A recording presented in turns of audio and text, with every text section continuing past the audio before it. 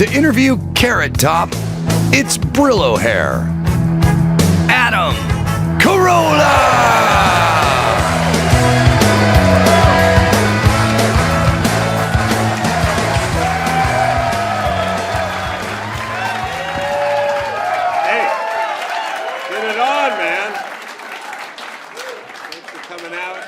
Tonight, so in a minute or two, I'm going to bring up Carrot Top and Josh Wolf, and they're going to come up here and make some mirth with us.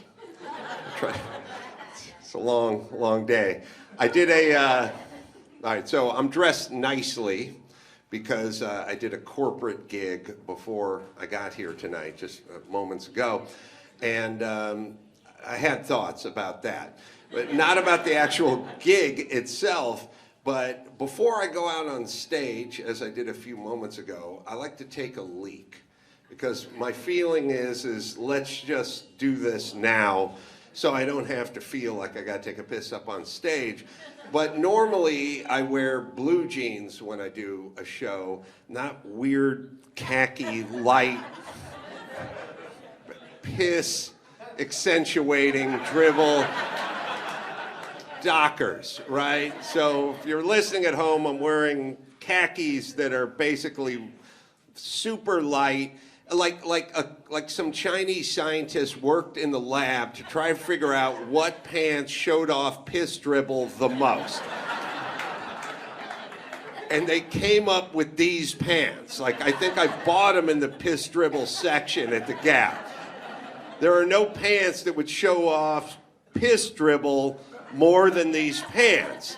And when you get to be my age, you realize there's no such thing as a smart piss. You know, there's always going to be some collateral damage.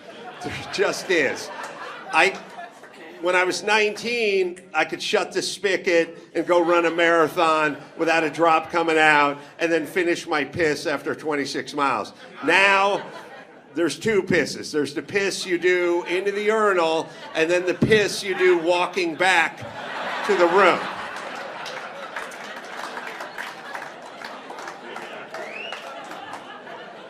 And so it was moments before I was going out on stage in front of 2,000 people, and I didn't wear underpants. I'm freeballing it here tonight. And I'm doing it because I have to tuck the shirt in, and I always just feel like it's one more thing to get kind of bunched up, so I was freeballing it, and I was taking a leak moments before I was supposed to go out on stage in front of 2,000 people, and I realized, this wasn't going to do. Like, there was going to be a Rorschach test going on my crotch in front of 2,000 people. So I did the forehead against the wall lean that the tall guys do in the bathroom of the airplane, right? You do that, tall guys. We got tall guys here who do that forehead lean in the bathroom. It's kind of leaning the ironing board against the wall in the mudroom. It's just you lean forward. And I was doing it, and I was shaking. I mean, the guy at the urinal next to me must have thought I was beating off at this point. Man, does this guy love SEMA events. We knew Carolla liked cars, but we didn't know the extent of it.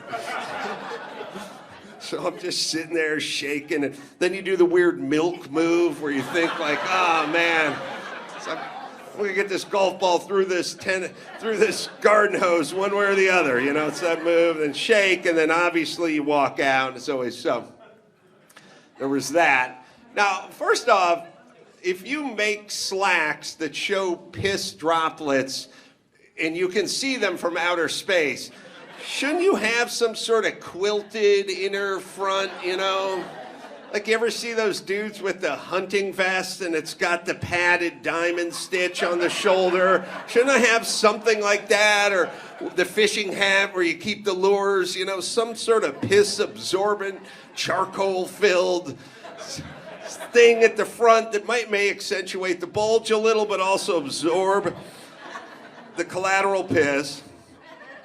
So, moments before I came up on stage here tonight, I realized I should take a piss as well, because I don't want to have to piss when I'm on stage.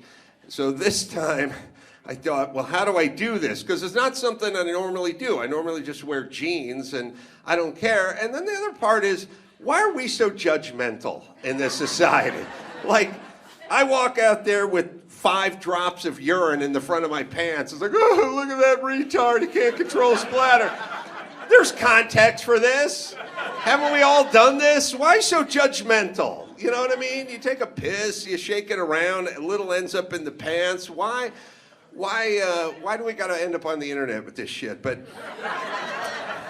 so tonight, moments ago before I came up on stage, I was trying to think, well, how do I do this? You know, do I go with the lobster bib effect? Do I like tape a paper towel and hold it down there?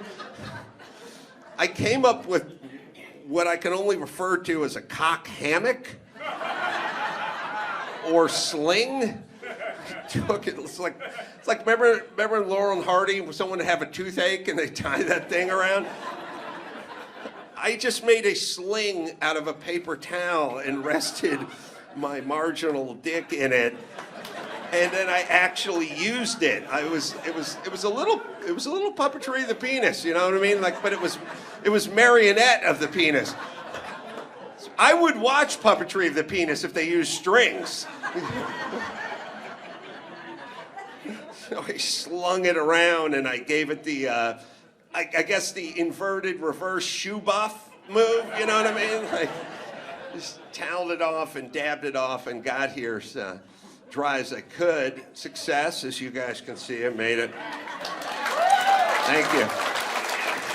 Please, I'm no hero, you know, our boys overseas are the heroes, not me who didn't dribble more piss on my slacks before I came out to do a show.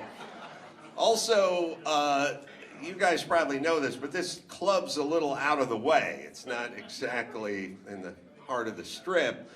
And one of the streets I drove down to get here was basically Porn Shop Alley. Did Waze take you by all the sad cinder block buildings with the euphemistic titles? The library. Okay. What percentage of chicks dancing in that place could spell library? It's gotta be way less than 4%. But the other place that I passed that I'm still amazed by was just the video place. Like, we got porn. There's porn in a cinder block house that's in the bowels of Vegas? Tell me more. Or I could just look at my fucking phone, privacy of my own bathroom when I'm dribbling on myself. So what are these places? It's 2022. You have a building that's dedicated to showing pornography, and that is your business model. Like, and what else should they put on that sign? Like, porn and saddle repair. Like, I mean, we can fix your moccasins. Like, it doesn't seem like a business plan to me.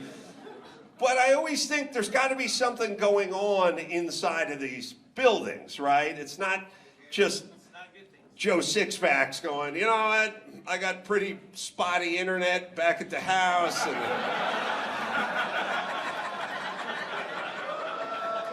fucking barrel bolt on the bathroom doors all jacked up, and I got the 9-year-old running around. Like, I need some me time. Like, this is gay meetup shit, right? This is not heterosexual. Yeah, whenever you can't figure something out, it's usually gay. Occasionally it's black. Like, you see a commercial and you go, who the hell would lease rims for their car? Oh, okay, yeah. No, I got it now. Yeah, no, that makes sense. You go gay or black, it'll solve a lot of life's mysteries.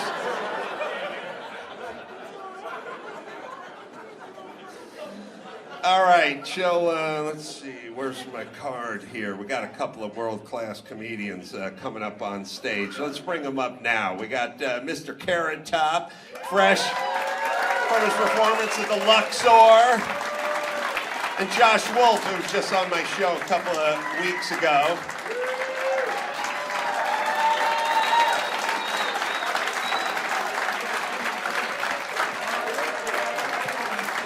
Why don't you step that way, Carrot Top? Yeah, whatever you like. Now, we've changed up the format. It's not a straight stand-up show. It's not a straight podcast show. We got the ball hopper here. You guys, I don't know where your mic is, Carrot Top. I'm better without one. I fell down in between the crevice there. The prop, I should have found it. And you guys put your one word on the ping pong ball, and we'll get in and gangbang these things at some point when they pop up.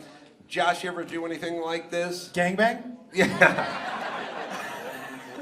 Well, I'm sure you've done a lot of improv. Done a lot of improv, done a lot of gangbang, so I'm good with both of them, yeah.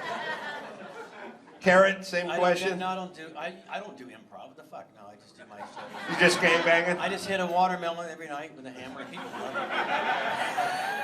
How often do you mix up the new show? Why do you look at me? Every night. Every night? Every night. All new Nixon material. It's great. No, I changed it tonight. I said Tom Brady is a single guy. Right? And so the gay community is excited because it's the first. He has switched teams before. Oh, that's good. It's a good joke. For a prop guy, it's a good joke. Even I just fucked it up, but I did it better tonight. But yeah. I'm not gay, but the night is young. But I'm gonna say that. Oh, you were so gay. Give me a Who is any gay guys here tonight, or we gotta drag them out of the club up the street? Pull your pants up. I got a question. Who is the holy grail for gay guys? Like, who is? Why do you look at me? I don't fucking know. Who is the Moby?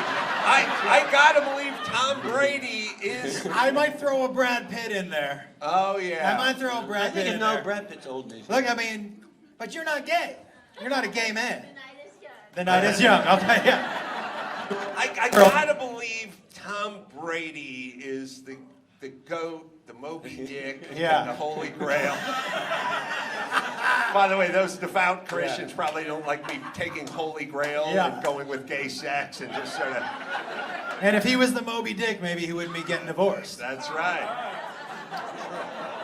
Well, it took a little while for that joke to get around. Okay. So what's I'm always interested in the schedule. You live here in town. Yes. You got the greatest schedule ever because you don't have to be at work. 6 nights a week. It's not the greatest schedule, but yeah. Right. You got to work. But you don't have to be there until. I get there early. I gotta get the wig on straight and get everything fucking done. No, I get there early. Yeah, I prepare like the Tom Brady joke. You always try to try a new joke in there. Now I'm thinking maybe something with a 12. There's a joke there somewhere maybe. Mm-hmm, like 12 inches. Yeah, I'm thinking like 12 that. inches or maybe something. Mm-hmm. Now we're all You thinking started about it, Brady's dick. Yeah. But yeah, it's a good gig. It's a great It's a gig. good gig, And all the right? locals that have ever been to the show, thank you for.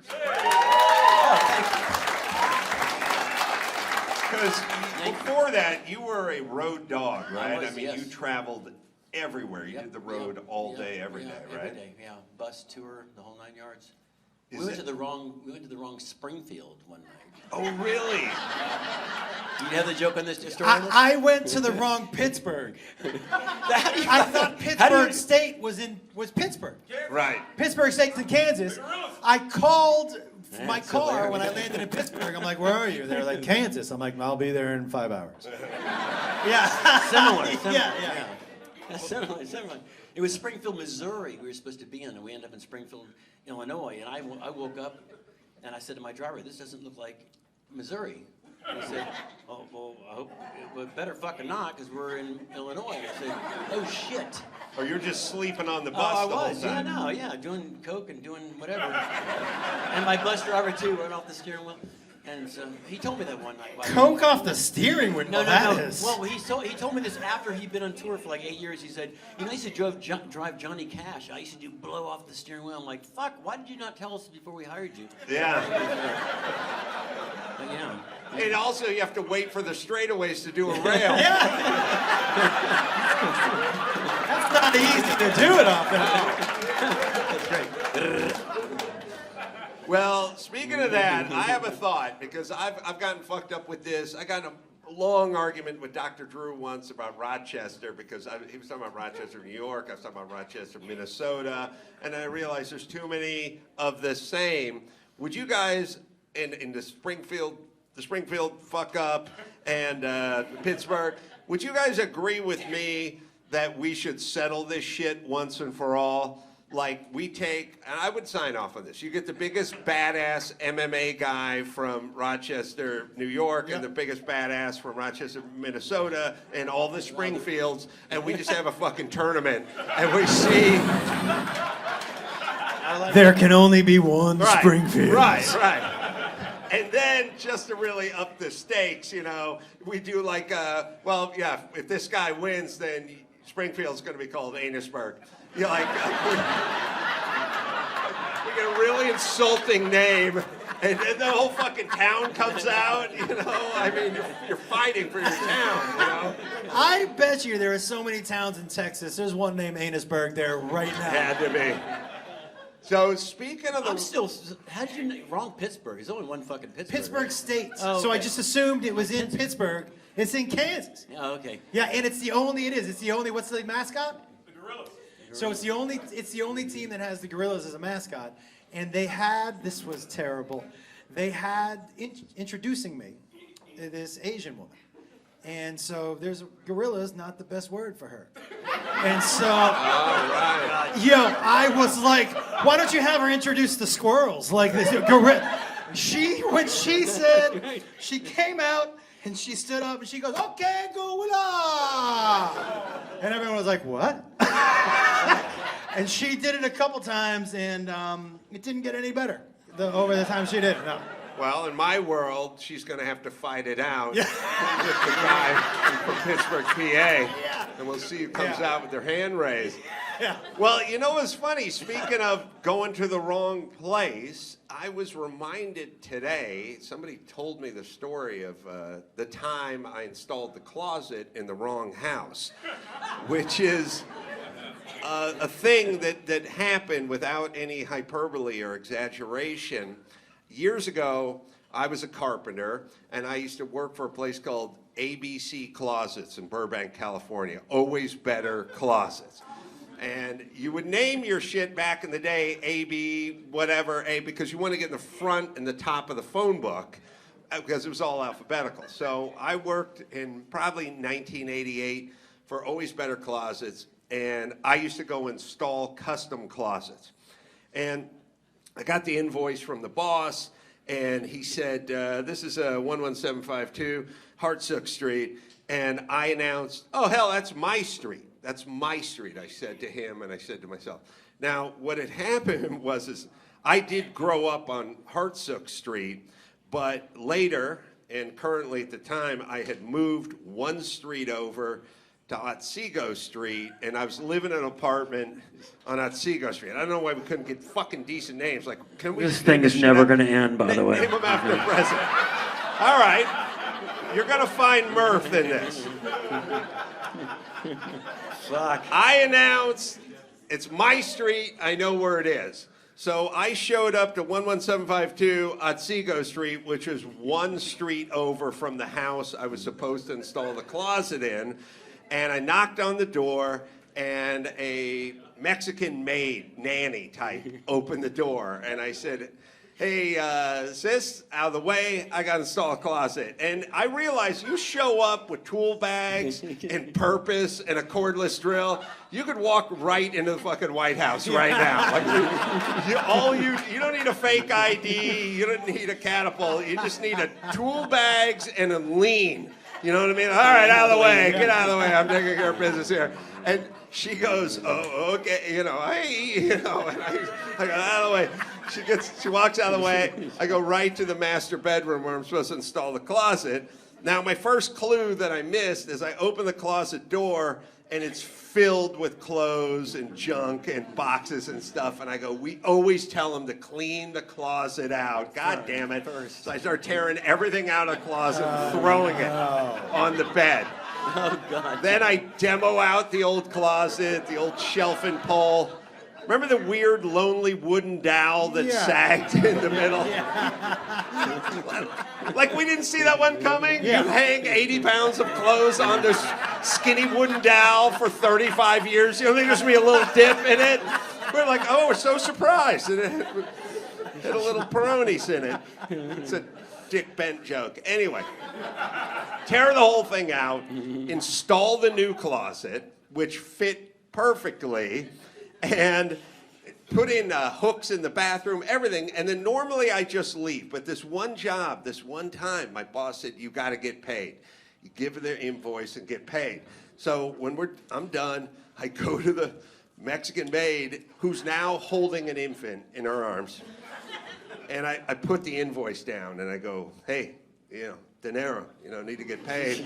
And she's like, no yo sé, no yo sé. And I'm like, yeah, here. Pay me, you gotta pay. Where's the check? And she goes, I don't know. And I go, look, here's the address, 11752 Otsego Street. Now, come on, I need the check. And she pulls out a piece of mail, and she puts it down.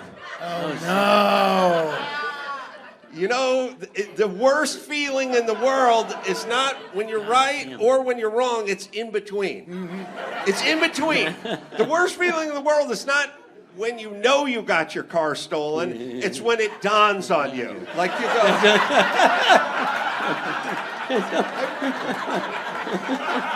It's the worst. Because once the shit has happened, you go into, I gotta call the insurance guy, I gotta call the cops. It's the sink-in moment. Like, I parked it right here by the palm tree. But, it had the oil stain. It was like... it's about 3 to 7 seconds of it's the set-in. It's before you're sailing along, fuck, I'm just gonna find my car. After you're in, call the cops, call the insurance. So I was like, she puts a piece of mail down, I go, yeah, look, right here, 11752 hearts. Oh, and she looks at me. And then she looks at the kid, and she goes, aye, and she takes off, and she gets on the phone, and she's calling somebody, probably the people who own the house. Yeah. And I'm like, oh, fuck. And I get the cordless drill, I put it on reverse, and I just start backing out every single screw. Oh, you didn't leave it? Fuck no. She must have been so confused, like, you'll never guess what the fuck happened to me at work It's today. like $1,600 worth of closet. Somebody put it in a closet and then took it out in the same hour. She's like on the phone crying. I'm running in and out with long pieces of wood, and I'm throwing it in the truck, and I'm running back and throwing it back, and I just jump in the truck and take off like a fucking coward. You by the way, at her family reunions, she still tells this story. Yes. About this white dude who broke into her house, installed a closet, and then took it out and then fucking left and didn't say anything. Dolores, we'll buy the Chupacabra story. This is a bridge too far. This doesn't make sense. No gringos ever installed a closet And walked out? Nah, it doesn't. Yes, at some point, I drove right around the block. I just installed it at the next chick's house. It was the chick's house. She had the check. She was waiting. Now, at some point, the family had to come home, and she told them what in broken English? I think the best line of the whole night was, it dawns on you. It dawned. Now that your car is stolen, it dawns on you. You know what, dude? You know what you should have done? You should have gone back once a week and just practiced your skills on different parts of their house. Right. Nice. You're gonna Just put up a chandelier and be like, I know how to do that now, and then take it down. Put a new and roof walk on. out. Put a new roof. Yeah, just practice shit in their house. Well, let me say this to the young people listening. Don't go for a full closet remod. Start with a spice rack. Don't get over your skis. Work your way up to a closet. All right, should we try pulling some of these balls over there? You want to do that? Carrot Top? I think you want to be our Vanna White? Am I doing it? Am I doing Yeah, your just, Vanna White? I think it's spin I've it. had skills Oh, with there balls. it is. There you go. Whatever comes down is whatever we go with. I can't. I'm fucking old. I can't see shit. No, I really can't. What's that? What's that say? Closet installation. Nice. Now, closet installation. You got this one. Crazy. You can take it away. So there's one time, I'm living on Hartford Street, right? By the way, how hard would it be to write closet installation on a fucking ping pong ball? This one says vagina. You can take that one. Yeah, I'm familiar with it. Seen one before. Have it. Should we do vagina jokes? Yeah, let's do vagina jokes. I will say, but I do say, like, and as much as I've heard women complain about the way nuts look, and they aren't pretty, balls aren't pretty. No. But listen, man, I had a woman send me once a close-up picture of her vagina with no explanation. And balls aren't pretty, but a vagina, a close-up picture of vagina. Yo, that thing looked like a wounded stingray from SeaWorld. I think only one of the flaps was working and shit. Like, Oh, yeah. it needed some salt water, quick. But the vagina, not the best looking thing in the world either, you know what I mean? You get up close, you're not sure what that is, really. No, you're right. If you saw a removed vagina and you were in the wild and you just saw it on the ground, you'd be like, what the fuck is that? Yeah, Yeah. no contact. No. You're right. Also, if I did spot a removed vagina while I was hiking, I would definitely stop going the direction I was going because I feel like there's more along this trail. More. It's not just a woman who was mountain biking and hit a speed bump and like, oh, fuck, Oh, lost my vagina. where's my vagina? Follow the popcorn trail. No, I like to think that I would try to save the vagina. Yeah. Like I always carry some douche on me, and I would probably try to nurse it back to life. You know, like when a seabird gets a tar on it or something, you know. And then return it to its natural habitat after you raise it up. That's right, we make a Dawn commercial out of it. Have you ever seen a vagina? I'm so glad I passed in this one. Come on, Carrot. Fuck. Yeah, it is. I've seen a vagina. Jesus, we've all seen a vagina. Oh, yeah. Should we make a guess Just of like- what that was- whoever wrote this, what this person looks like? It had to I mean, be, my first guess is this right here with the jacket and the. Yes. Somebody is wearing Doc Severson's blazer from 1973. Look that shit up. That's a good reference. That's a good reference. That is a good reference. Yes. Good handwriting though. Yeah, it's true. That's the handwriting of somebody who's never seen a vagina. I can tell you that right now.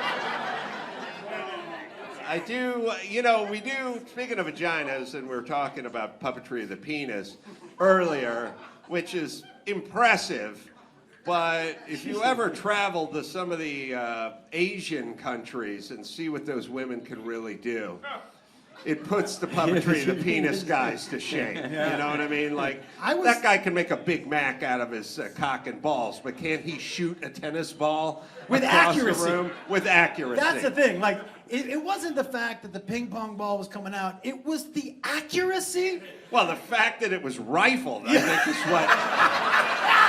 Like you should be wearing goggles at That that wasn't show. a musket ball. The other thing. All right, Carrot, you want to get a less obscene ball out of there? All right. Oh shit. Be weird if it was vagina again, because everyone wrote this down, right? Could be vagina again. What does it say? Trump, 2024. Oh boy.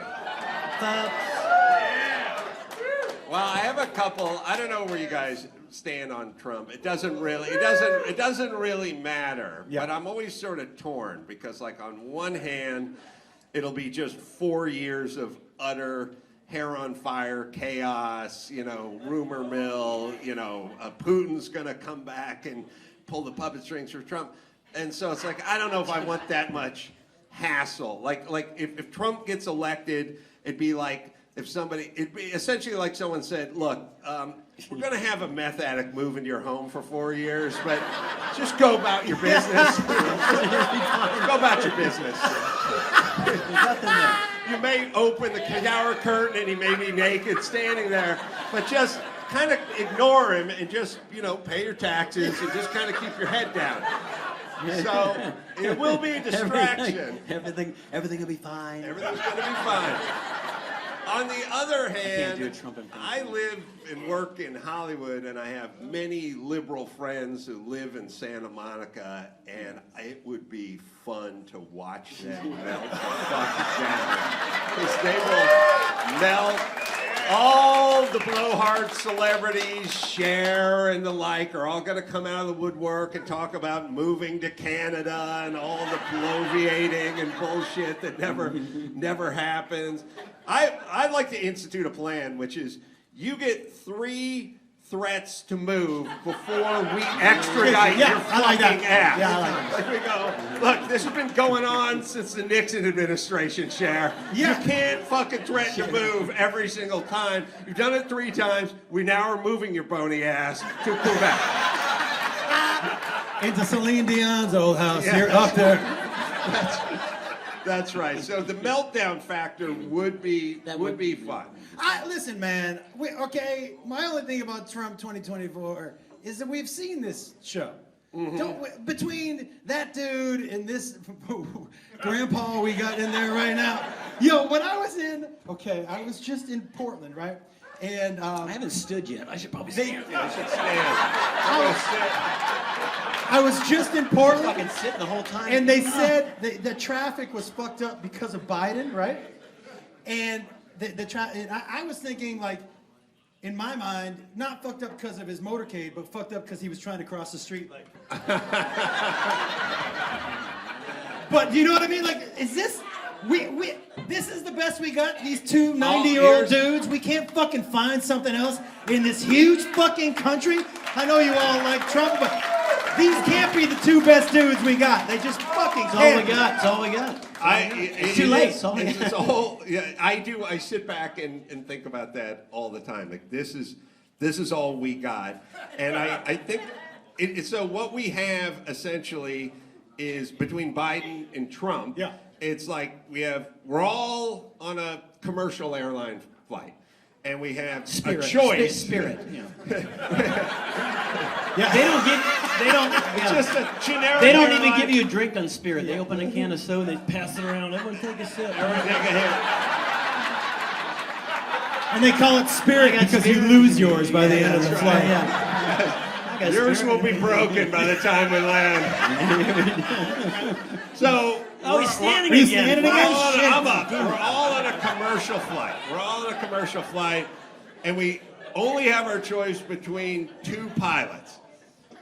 One pilot in Joe Biden who says he's going to the cockpit and walks into the bathroom. Yeah.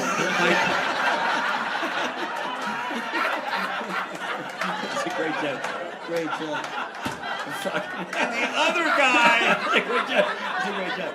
I'm stealing that fucking Yeah. thing tomorrow night. Right after my Spirit Airlines. I said, and Biden walks into that's fucking great. and then the other guy in Trump never pushes back from the gate. He's just on the blower talking about what a magnificent airline he's created and how nobody flies into Tampa better than him. He has the most beautiful glide slope. When he puts the landing gear up, it's magnificent.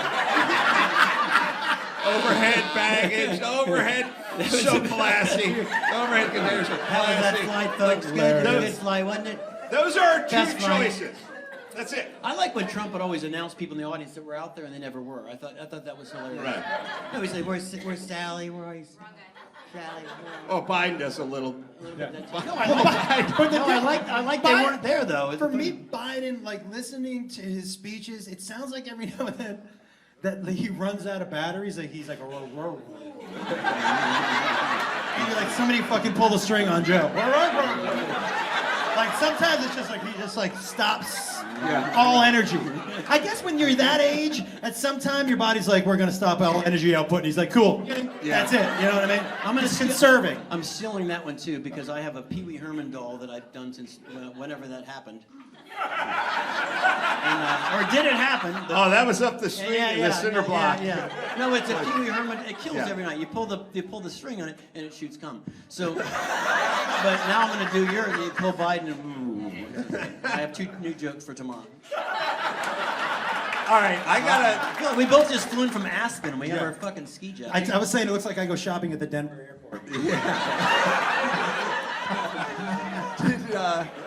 I got a Pee Wee Herman theory, which is. God, what is this? Well, he got caught in Florida, one of those places, right? At the theater, right? That's where I'm from, by the way. Dick out at the theater? Shit on a floor. Yes, he got caught at the theater, the adult where theater. you're supposed to do it, I think, right? Well, no, it's like going to a bar to drink and they arrest you for drinking. You're like, you're supposed to be fucking drinking here. Right. Aren't you supposed to be jerking off in a jerk place? I don't know, man. I guess not. By the way, 10 minutes ago, Popular opinion, I guess. 10 minutes ago, his delicate sensibilities were offended by the word vagina.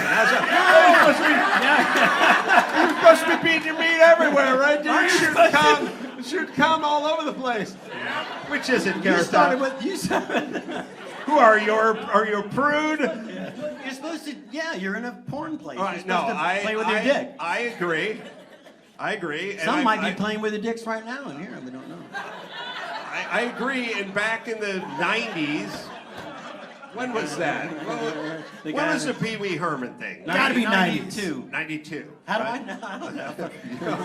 Listen, Feels like the 90s, though. you gotta build a doll that shoots jizz, you gotta research it. So I'm guessing. It's 90, it's 92, I think. 94, 92. All right, so by the way, that's before the internet. That's before everyone had porn on their phone. That's when we needed these places. Yeah, that's right.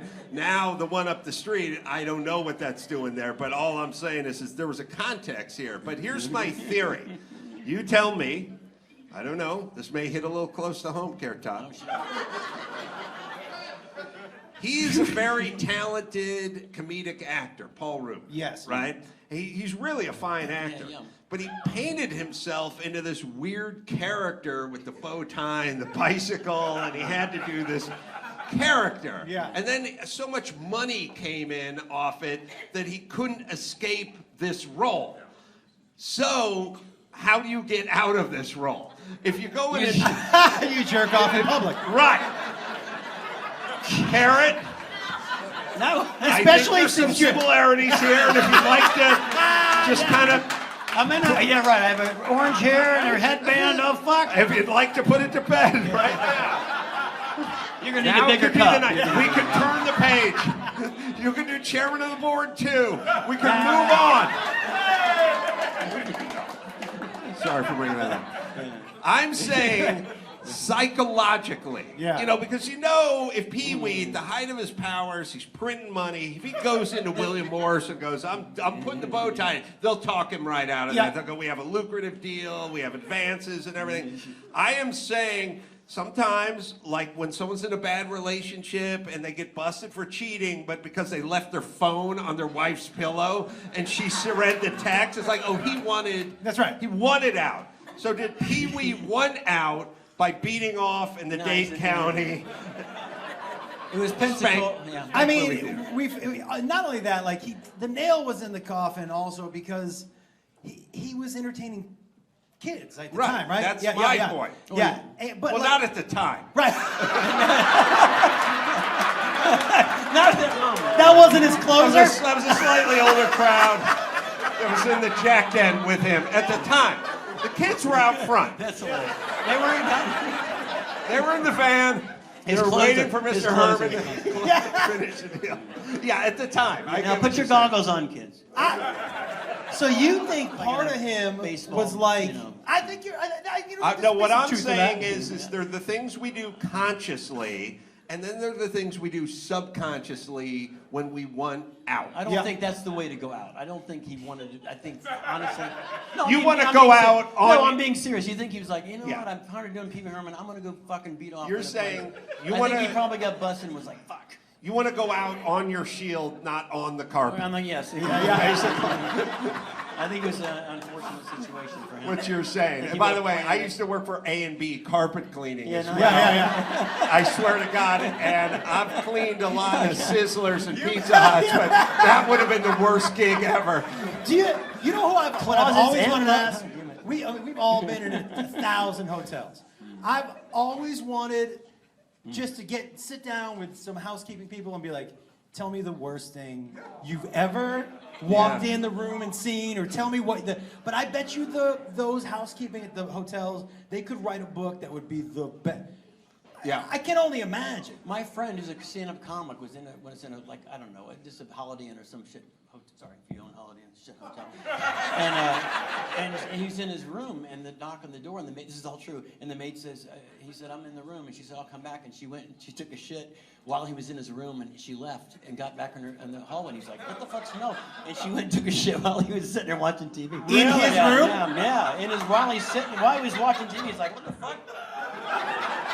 Really? God, fucking. He's in there watching like Price is Right. She's literally just like taking a shit. Yeah, literally. I don't know. I like that because first off, that gal's got moxie. Yeah, I like her. She reminds me of a young me. She seems like a go-getter to me, for sure. And, sometimes I struggle. Like, I only stayed here a day. Should I leave a tip for the maid? Or I don't know. But if she shits up your bed, she shits up the bathroom. No Sorry, tip. no tip No for tip. you. No, yeah, I think no tip that's for you. it. Can I tell you the grossest thing that I was in a hotel room in Atlanta, and it had a couch in it. And this is the last time I've ever worn shorts in a hotel room. I sat down on the couch, and I was like, ow. And I looked, and somebody had picked their big toenail and stuck it so half of it was sticking out. And it hit, but I left it for the next guy. I was like, fuck it, if it happened to me, it's happening to somebody else. But there was a straight up big old toenail. And that's how Josh got hepatitis. Do you have a toenail growing out of your back? Yeah, I don't know how that started. Wow. Yeah, it was the grossest thing. Intrusive. That's a good word for it. Yeah.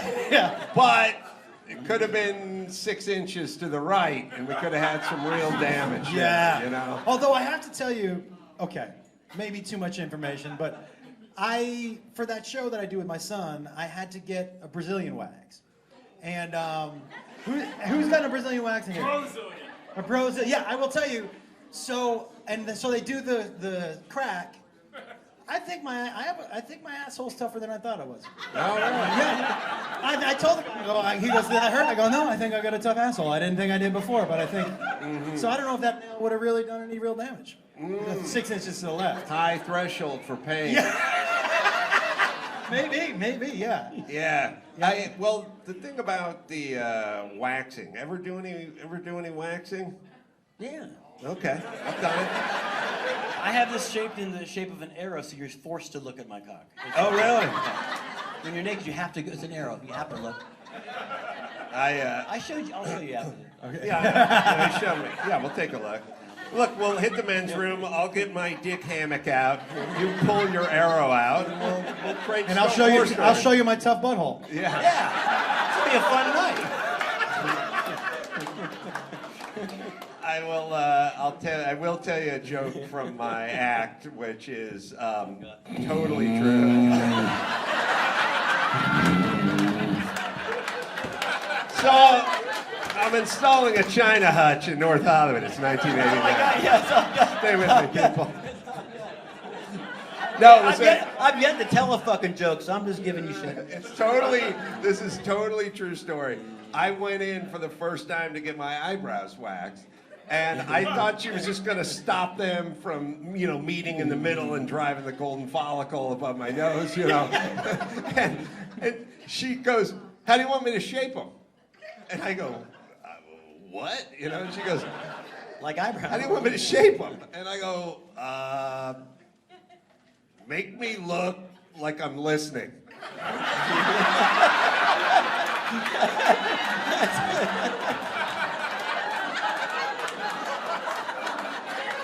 And she started laughing her ass off. And next time I I saw her, she's like, are you doing that? I said, yeah, I do that joke. Yeah.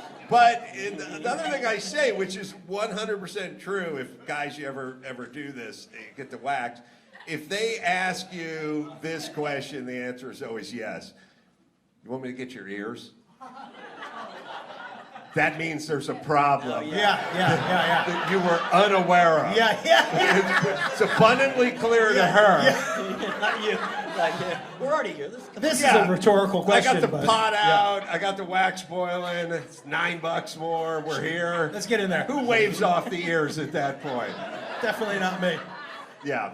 Are you guys getting the fucking weird wiry ear things? I don't have them. Oh, you were so lucky. I don't think so. But I mean, I don't have much nose hair either. I have a weird amount. Well, of... your anus is like a baby's pocket bottom.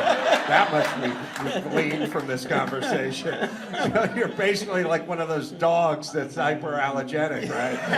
A straight up dolphin. I will tell you though, I did not hate the way that felt cleaned up. Oh, interesting. Yeah, I didn't hate it. I felt aerodynamic. Yeah. Yeah, it felt pretty good. Yeah. The grow back didn't feel good, but it felt pretty good. Have you ever done it?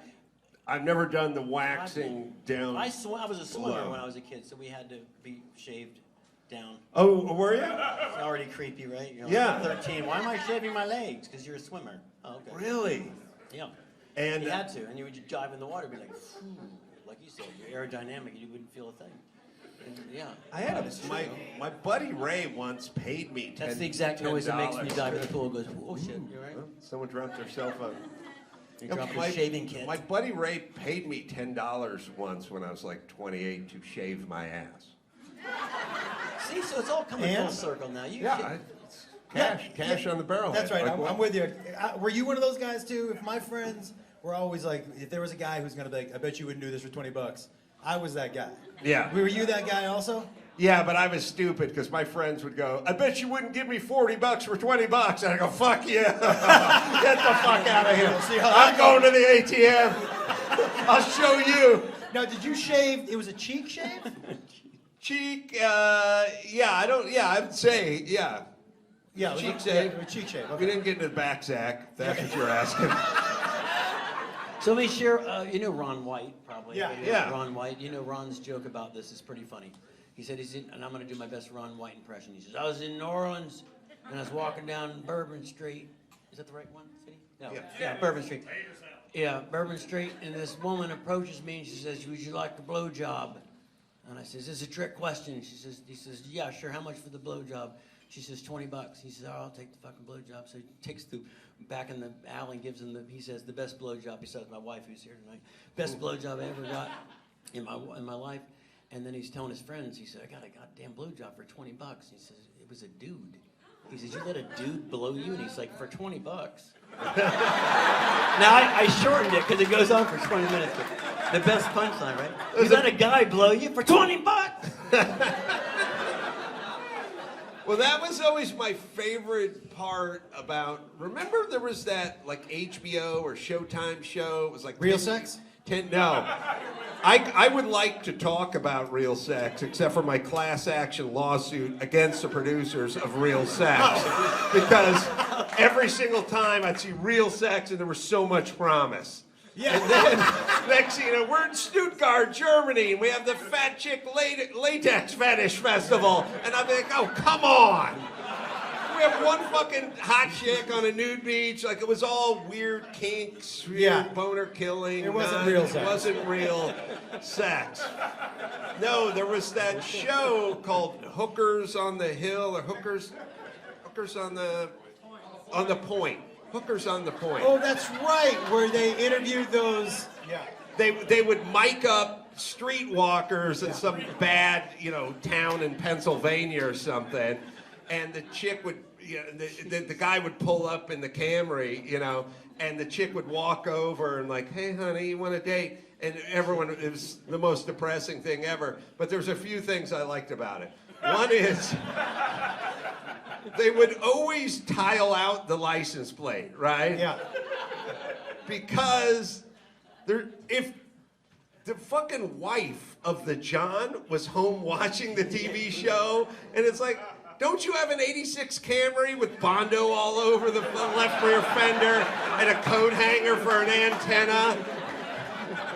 Isn't that your hat? Yeah, isn't that your hat? And then also, whatever he's asking for, the wife knows that's his groove, right? Yeah. So, the two things I know, just tiling, if I just pulled up in my car, asked for what I wanted, wearing my hat, tiling out 3 digits on my license plate would not be sufficient for my wife not to know what the fuck I was doing. I also Saturday think night. my wife would recognize my voice. Oh yeah, Yeah. that's a good point. Yeah. But the best part of that is the negotiation, you know? They say there's no haggling in the U.S. Oh, there's haggling for blowjobs. That's a Turkish bazaar. Maybe not at the Costco, but you go down to Hookers on the Point, there is some serious haggling going on there. I even think I heard the guy say, "my friend," a couple of times. That's how you know you're being haggled with, when you have, "my friend." You're not his friend. He's trying to haggle. You'll never see him again. There's no more friendship. But the guy would pull up. The chick would waddle over. She'd roll the window down. She'd pop her head in, and he'd go like, "You want a date, honey?" And he'd go, "Yeah. How about a blowjob?" And she'd go, "Okay, that'd be $20. And he'd go, "$20? You gotta do me better than that." And I'm like, I'll fucking give that to the Starbucks guy who Yeah. makes more than 3 cups of coffee. Yeah, if you get me to the front of the line, yeah. $20. A dude complaining about paying $20 for a blowjob doesn't get blowjobs. Like, Yeah. you know what I mean? Like, he doesn't understand the value. Yeah, you're right. Or you just don't pay for blowjobs. How about that? Well, how do you get blown? Yeah. So how do you get them? Yeah. It's like saying stop paying for burritos. Yeah. Fine, but we're going to No, start. if you, Where do we go? You don't have to put stuff. Have it your way, but how do we get a burrito? You just. You're not making sense now. You don't pay for blowjobs, is my point. Then when But we're you saying, You're in how's show business. You don't pay for How does blowjobs. Ron White get blown? It's in your own story. It's true. All right, you want to pull another ball? I mean, Yeah. oh Like, shit. Oh shit. stop paying for blowjobs. You know what? I made sense. I think. I don't know what you're talking about. I don't even know what. It's big font. I just don't know what that says. Oh, Bircham. Bircham. Oh, it's a name. Yeah, Mr. Bircham. Bircham. Oh no, it's another story. But I'll tell you the story quickly. When I met Jimmy Kimmel, I was his boxing trainer in 1994 because he was boxing for a morning zoo. Kevin and Bean, K-Rock, That's right, Los he was Angeles on that thing. show, right? He was the sports Yeah, guy. that's right. He was Jimmy the sports guy, and he was going to box Michael the maintenance man, and they needed boxing trainers, and I was working as a boxing trainer part-time at the time, and I wanted to check out the radio station, so I volunteered to be his boxing coach, and it's a long story, but there's a couple things. The first joke I ever told on the radio was a joke about Jimmy. So I was Jimmy's boxing coach, but I wanted to be a comedian, but I didn't really want them to find out that I was some jack-off comedian. I wanted them to think I was a real boxing coach, which I was a real boxing coach. But I did want to get some jokes in, and the first joke ever told on the radio was about Jimmy when he was a sports guy. I called into Kevin and Bean, and they wanted to know how the training was going. And I said, well, training's going good. Right now we're kind of working on a nickname. And, Jimmy's originally from Brooklyn. So maybe we're thinking like Brooklyn Assassin. But then he's Italian. So we're thinking maybe Italian Tornado. But after watching him spar, I'm just going to go with Jim.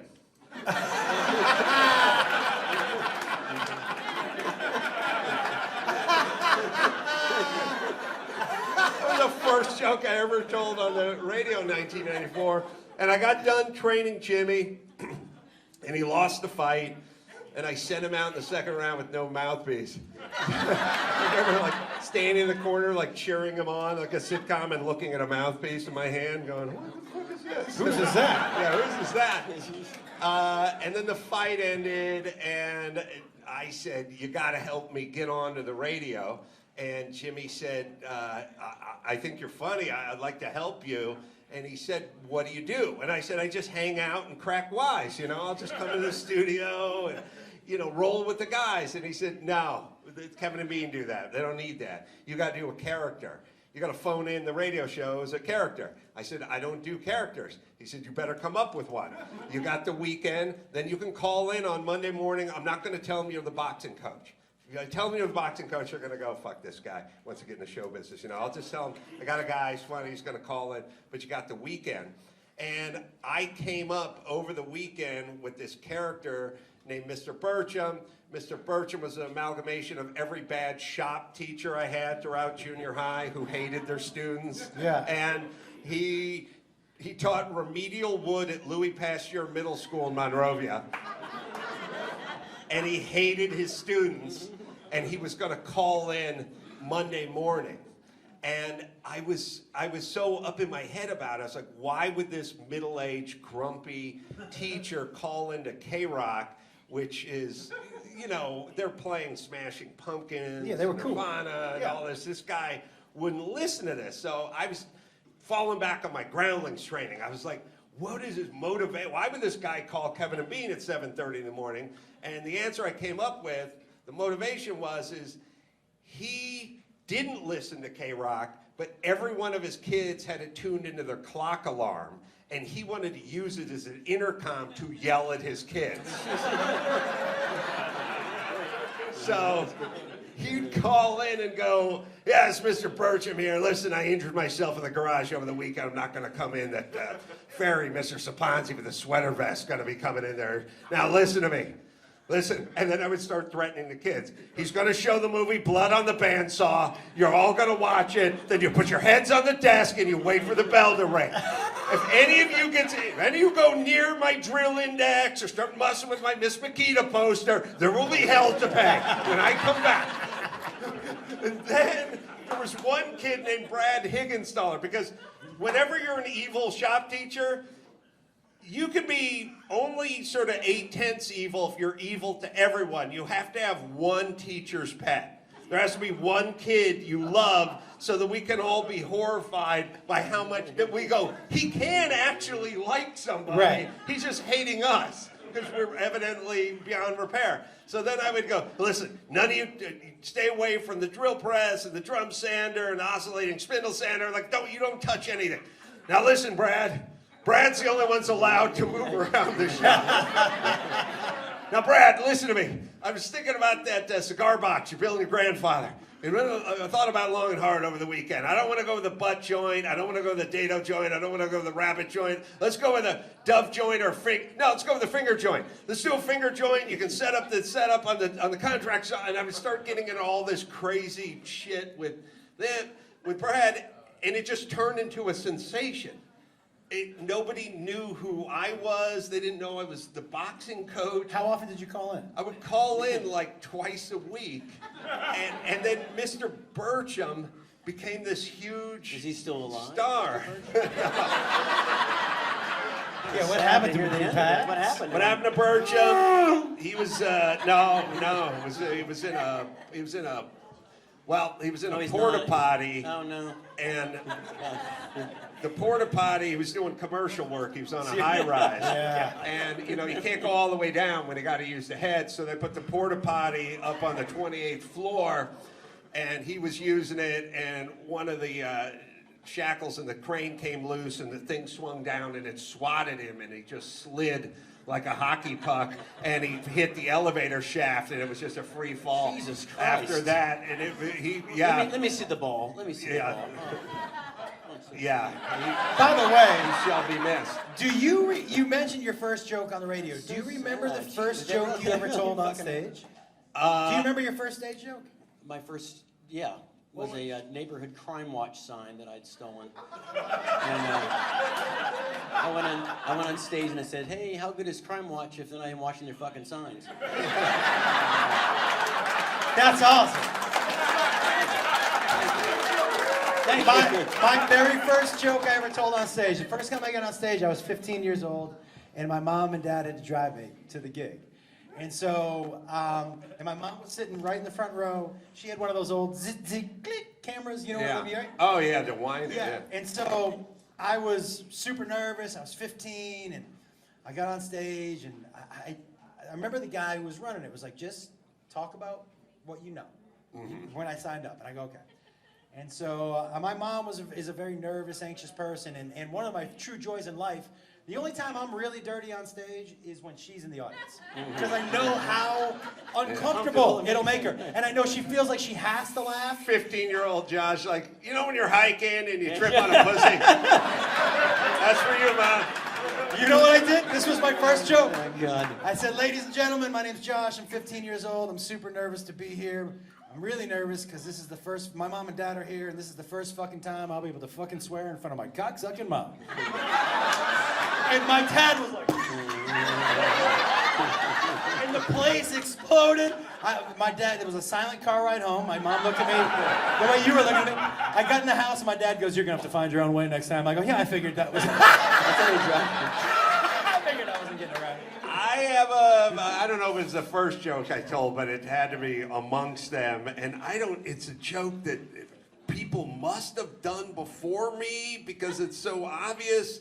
And I haven't told it in 30 years, so I'll try to figure it out. But it was basically like saying, you know, there's, for Alcoholics Anonymous, we have AA, and then there's Cocaine Anonymous, we have CA, and then there's Sexaholics too, and I figure that one should be called fucking A. Yeah. Good job. Good joke. He's going to use it tomorrow. It is one. I've got three tomorrow. I've got three tomorrow. What was the first joke you told as a kid? Because I kind of remember my first kid joke. Oh, you mean, well... Like when you were 8. No, I was 12, maybe. And I was on a beach with a whole bunch of my friends, and we built a bonfire. And the cops came out and they said, you can't have a fire on the beach. And I said, well, this is the best place to have a fire. You're next to two things to put fires out, water and fucking sand. Right. Yeah. And he said, take it in the woods. And I remember my friends like, dude, that's hilarious. And the cop, like, take it fucking to the woods. I'm like, okay, we'll take the fire in the woods. That's burn the woods. But I remember that at that age, I was already kind of thinking, like, what the fuck? It makes no sense. I think we're pretty simple. Josh, remember your... I don't. Besides Visine, get the red out, I would put Visine in my hair, and I put Visine. I had three older probably brothers, so I heard a lot of street jokes growing up. My oldest brother. I don't really remember what the first one was. I had one when I was like 7 or 8. Again, it's not hilarious. It's just 7 or 8. But it showed the process. I guess it started up. My grandfather, Laszlo Gorog, Hungarian guy, born in Budapest, moved and fled the Nazis, in 1939. Like the whole story. Yeah, he said he was making goulash, and I said, "What's goulash in Hungarian? Like, what does that mean?" He's like, "It means cowboy stew. It's cowboy." And I said, "Oh, so when you were kids, you played goulash in Indians?" It's a 7-year-old joke. All right, joke. One more ball. What do you say, Todd? One more ball.